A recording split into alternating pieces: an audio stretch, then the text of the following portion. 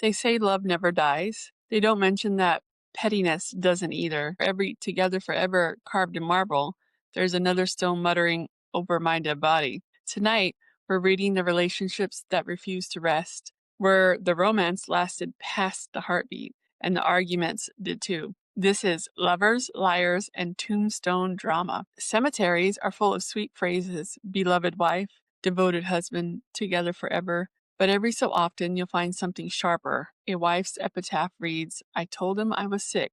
Beside her, his says, she was right.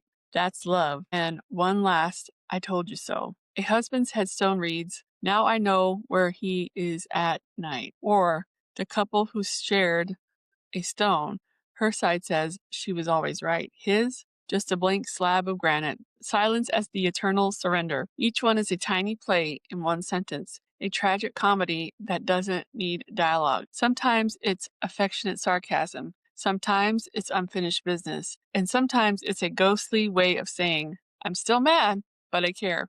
Legends grow fast around love and spite, and cemeteries are full of both. In one town, a husband's stone bragged, at least I died first. Years later, her ashes were placed in the same plot. Soon after, visitors claimed they heard muffled bickering near their grave after dark, like a couple whispering arguments they'd had for decades. Another cemetery, a stone reads, may we meet again? Locals swear that couples who pose for cute photos there break up within a year. A curse? Or just a warning from people who learn the hard way that forever is a very long time to stay compatible. Some legends say love can tether the living and the dead together, even when it shouldn't.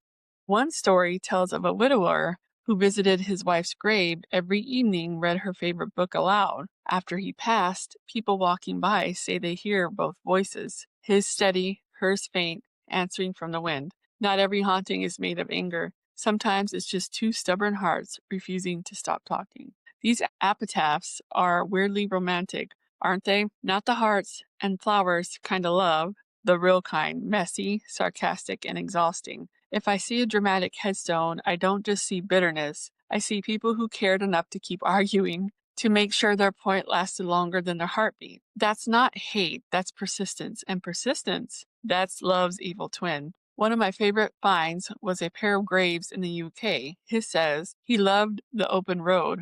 Hers, directly beside it, says, he left. Another reads, finally quiet, which I can assume was commissioned by a woman who had simply had enough. Love doesn't always fade. Sometimes it ferments. When it does, it leaves behind something sharp, something that smells faintly of revenge and devotion. I think that's why I love these so much. They're brutally honest. They remind us that even eternal rest comes with fine print.